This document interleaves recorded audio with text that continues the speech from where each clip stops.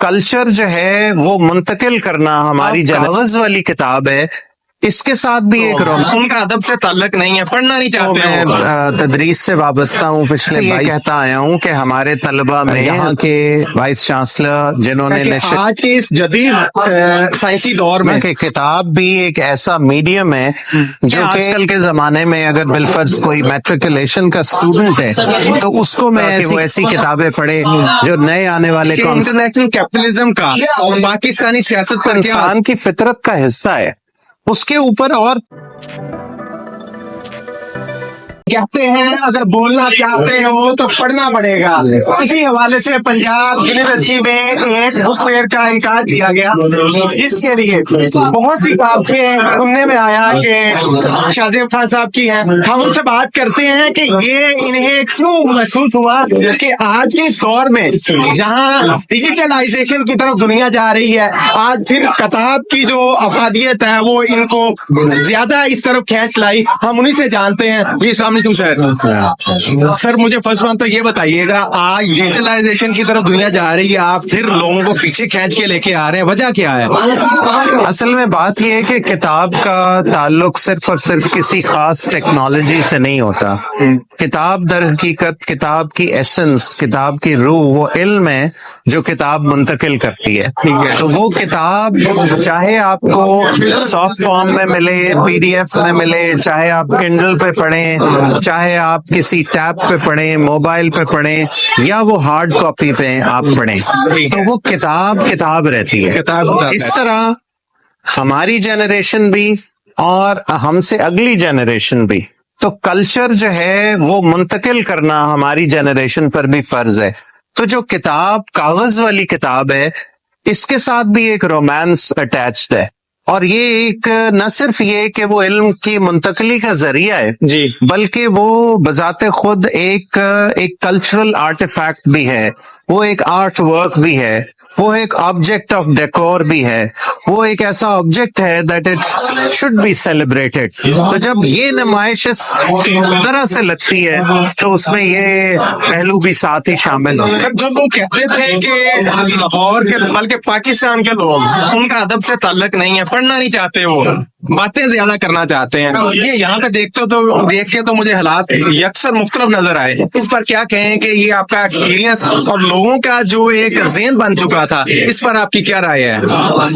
دیکھیں، اس میں میں تدریس سے وابستہ ہوں پچھلے 22 سال سے، تو میں تو ہمیشہ سے یہ کہتا آیا ہوں کہ ہمارے طلبہ میں ذوق مطالعہ ہے، اور یہ تجسس کم ہونے کی وجہ نوآبادیاتی نصاب ہے، ایک کلونیل کریکولم ہے، جو ایک ایلین کریکولم ہے کہ جو ہماری قوم کے جو مقامیت ہے، یہاں کا طرز معاشرت ہے، یہاں کی تاریخ ہے، پنجاب یونیورسٹی میں اہتمام موجود ہے۔ ہم 6 سال سے یہاں لائبریری بک کلب چلا رہے ہیں، اور جیسے آپ نے شروع میں بڑے میگنانمسلی مجھے کریڈٹ دیا، یہ کریڈٹ مجھے میرا بڑا منسکیول سا پارٹ ہے۔ یہاں کے وائس چانسلر جنہوں نے انیشیٹو لیا، یہاں کے چیف لائبریرین، پھر پورا سٹاف، منتظمین، یہ سب کی ایک مشترکہ ایک کاوش ہے جو بک کلب بک فیئر کی شکل میں ہے۔ اب آپ یہ دیکھیے کہ یہاں بک کلب 6 سال سے چل رہا ہے، یہاں اساتذہ پڑھا رہے ہیں، یہاں اسٹڈی سرکلز ہوتے ہیں، یہاں بچوں نے، اسٹوڈنٹس نے خود اپنے ریڈنگ سرکلز بنائے ہوئے ہیں۔ تو یہ ساری ایکٹیویٹی، تو کتاب کوئی مؤثر حقیقی یا واحد مؤثر ایک فیکٹر نہیں ہوتا جو کہ ذہن کی تعمیر و تشکیل میں کردار ادا کرتی ہے، وہ ایک فیکٹر ہے۔ لیکن جب کوئی کتاب پڑھتا ہے تو ایک فطرتی تقاضا بنتا ہے کہ وہ اس کے اوپر بات چیت کرنا چاہتے ہیں، مکالمہ کرنا چاہتے ہیں، سوال کرنا چاہتے ہیں۔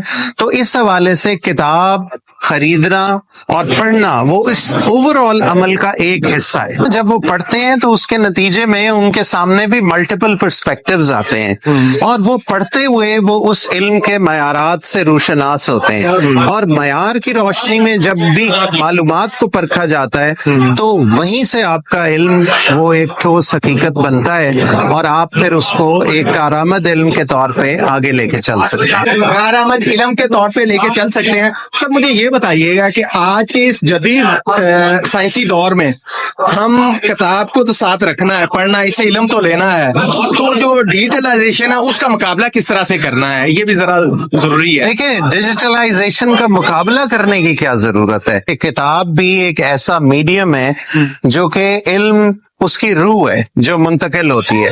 اب وہ علم آپ کو جس بھی شکل میں ملے, اگر آپ پرتجسس ہیں تو آپ ایک ای بک کے ذریعے کچھ حاصل کر سکتے ہیں, آپ ڈاکیومنٹری کے ذریعے حاصل کر سکتے ہیں, آپ ایک ویڈیو لیکچر کے ذریعے, آج ایپس ایسی آ گئی ہیں جو کتاب کی سمری آپ کو بتا دیتی ہیں. تو جو بھی آپ کو سورس ملے آپ اس کے ذریعے حاصل کریں. اور میرا آخری کوشچن, آپ نے وزٹ بھی کیا ہوگا, سب سے یونیک بک فار ایگزامپل میں نے پڑھنی ہو یا آپ نے اپنے بچوں کو گائیڈ کرنا ہو کہ یہ بک پڑھیں تاکہ آپ کے جو علم ہے اس میں اضافہ ہو سکے, وہ کون سی بک ہے؟ کتاب کا تعلق, اول بات تو یہ ہے کہ آپ کو جو میں سجیشن دوں گا وہ اپنے بیٹے کو نہیں دوں گا کیونکہ دونوں کی عمروں میں فرق ہے. آج کل کے زمانے میں اگر بالفرض کوئی میٹریکولیشن کا اسٹوڈنٹ ہے تو اس کو میں ایسی کتاب ریکمینڈ کروں گا جو انٹروڈکٹری نوعیت کی ہوگی, اے آئی کے حوالے سے ہوگی. اسی طرح میں چاہوں گا کہ وہ ایسی کتابیں پڑھے جو نئے آنے والے کانسیپٹس ہیں,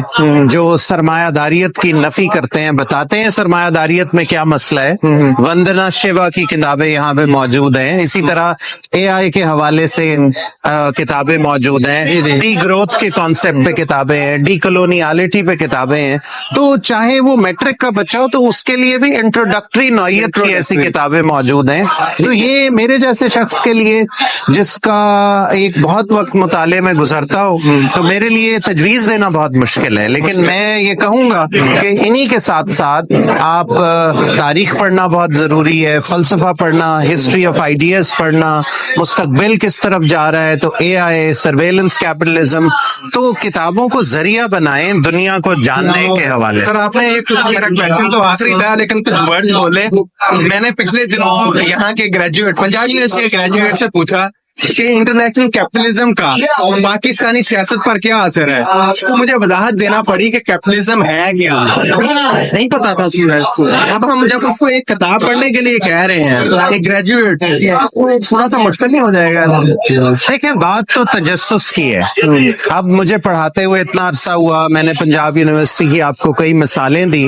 تو بات یہ ہے کہ ایک دفعہ اگر تجسس انسان کی فطرت کا حصہ ہے, اس کے اوپر اور پرتیں چڑھی ہوئی ہیں, جیسے ہی وہ پرتیں ہٹائی جاتی ہیں اور انسان اپنی فطرت سے واقفیت حاصل کرتا ہے, اپنے آپ کو پہچانتا ہے, واقفیت کچھ کرنے کا عزم ہے, اپنے اندر یہ جذبہ پیدا کرنے کی ضرورت ہے. اسی کے ساتھ مجھے اپنے میزبان ایک اعزاز پہنچاتے ہیں. دیکھتے رہیے روایت شان اللہ.